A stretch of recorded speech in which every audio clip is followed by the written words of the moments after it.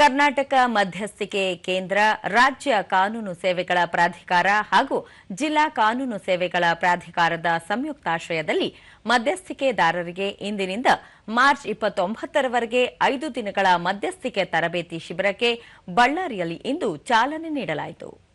ಪ್ರಧಾನ ಜಿಲ್ಲಾ ಮತ್ತು ಸತ್ರ ನ್ಯಾಯಾಧೀಶರು ಹಾಗೂ ಜಿಲ್ಲಾ ಕಾನೂನು ಸೇವೆಗಳ ಪ್ರಾಧಿಕಾರದ ಅಧ್ಯಕ್ಷರಾದ ಕೆಜಿ ಶಾಂತಿ, ಹಿರಿಯ ಸಿವಿಲ್ ನ್ಯಾಯಾಧೀಶರು ಹಾಗೂ ಕಾನೂನು ಸೇವೆಗಳ ಪ್ರಾಧಿಕಾರದ ಸದಸ್ಯ ಕಾರ್ಯದರ್ಶಿ ರಾಜೇಶ್ ಎನ್ ಹೊಸಮನಿ, ಹಿರಿಯ ತರಬೇತುದಾರರಾದ ಬೃಂದಾ ನಂದಕುಮಾರ್, ಬಳ್ಳಾರಿ ಜಿಲ್ಲಾ ವಕೀಲರ ಸಂಘದ ಅಧ್ಯಕ್ಷ ರಾಮಬ್ರಹ್ಮಂ ಉಪಸ್ಥಿತರಿದ್ದರು. ಬಳ್ಳಾರಿ, ಕೊಪ್ಪಳ ಹಾಗೂ ರಾಯಚೂರು ಜಿಲ್ಲೆಗಳ ಮಧ್ಯಸ್ಥಿಕೆದಾರರಿಗೆ ತರಬೇತಿ ಶಿಬಿರವನ್ನು ಹಮ್ಮಿಕೊಳ್ಳಲಾಗಿದೆ. ಪ್ರಧಾನ ಜಿಲ್ಲಾ ಮತ್ತು ಸತ್ರ ನ್ಯಾಯಾಧೀಶರಾದ ಕೆಜಿ ಶಾಂತ, ನ್ಯಾಯ ಕ್ಷೇತ್ರದ ವೃತ್ತಿಪರರಿಗೆ ಮಧ್ಯಸ್ಥಿಕೆಯ ಬಗ್ಗೆ ತರಬೇತಿ ಶಿಬಿರ ಅತ್ಯಗತ್ಯವಾಗಿದೆ. ನ್ಯಾಯಾಲಯಗಳಲ್ಲಿ 5 ಕೋಟಿಯಷ್ಟು ಬಾಕಿ ಪ್ರಕರಣಗಳಿವೆ. ಹೀಗಾಗಿ ಮಧ್ಯಸ್ಥಿಕೆದಾರರ ಪಾತ್ರ ಮಹತ್ವದ್ದಾಗಿದೆ ಎಂದು ಹೇಳಿದರು.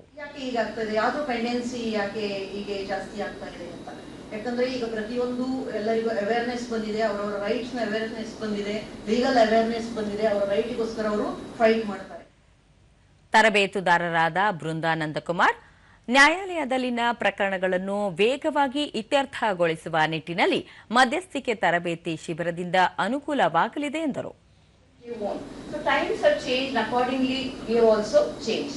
And ಈ ಮಧ್ಯಸ್ಥಿಕೆ ಟ್ರೈನಿಂಗ್ ಇಂದ ನಿಮಗೆ ತುಂಬಾ ಲಾಭಗಳು. I mean it's not just as a mediator or a lawyer, it's a life skill ಅಂತ ಹೇಳ್ಬೋದು. It is something which you can practice in your day to day life and your life will be more peaceful. Peace of mind is very very important. Ballari ಜಿಲ್ಲಾ ವಕೀಲರ ಸಂಘದ ಅಧ್ಯಕ್ಷ ರಾಮಬ್ರಹ್ಮಂ, ಇಬ್ಬರು ಕಕ್ಷಿದಾರರು ರಾಜಿ ಸಂಧಾನ ಮಾಡುವ ಮೂಲಕ ನ್ಯಾಯ ಕೊಡಿಸಲು ಸಾಧ್ಯವಾಗುತ್ತಿದೆ ಎಂದು ತಿಳಿಸಿದರು. ಇಬ್ಬರು ಕಕ್ಷಿದಾರರಿಗೆ ಮಧ್ಯಸ್ಥಿಕೆ ಮಾಡಿ ಖಂಡಿತವಾಗಿಯೂ ನ್ಯಾಯ ಕೊಡಿಸಕ್ಕಾಗುತ್ತೆ. ಇಲ್ಲಿರುವಂತಹ ಎಲ್ಲ ಹಿರಿಯ ವಕೀಲರು ಎಲ್ಲರಿಗೂ ತಮ್ಮ ತಮ್ಮ ಈಗಾಗಲೇ ವೃತ್ತಿಯಲ್ಲಿ ಬಹಳಷ್ಟು ಅನುಭವ ಇದೆ ನಿಮಗೆ. ಹಾಗಾಗಿ ಈ ಒಂದು ತರಬೇತಿಯಿಂದ ಇನ್ನಷ್ಟು ಅನುಭವವನ್ನು ಪಡೆಯುತ್ತೀರಾ. ಕೊಪ್ಪಳದ ವಕೀಲರಾದ ಉದಯ್ ಸಿಂಗ್, ಮಾನವೀಯ ಮೌಲ್ಯಗಳೊಂದಿಗೆ ನ್ಯಾಯಾಲಯದ ಹೊರಗಡೆಯೂ ಪ್ರಕರಣಗಳನ್ನು ಇತ್ಯರ್ಥಪಡಿಸಿಕೊಳ್ಳಬಹುದು. ಮಧ್ಯಸ್ಥಿಕೆದಾರರಿಗೆ ನೀಡುತ್ತಿರುವ ತರಬೇತಿ ಉತ್ತಮ ಸಮಾಜ ನಿರ್ಮಿಸಲು ನೆರವಾಗಲಿದೆ ಎಂದರು. ಒಂದು ಸ್ವಸ್ಥ ಸಮಾಜವನ್ನು ನಿರ್ಮಾಣ ಮಾಡಬೇಕು ಮತ್ತು ಒಂದು ಸ್ವಸ್ಥ ದೇಶವನ್ನು ಕಟ್ಟಬೇಕಾದ್ರೆ ಇವತ್ತು ನ್ಯಾಯಾಂಗದಿಂದಲೇ ಸಾಧ್ಯ ಅಂತ ಹೇಳಲಿಕ್ಕಾಗೋದಿಲ್ಲ.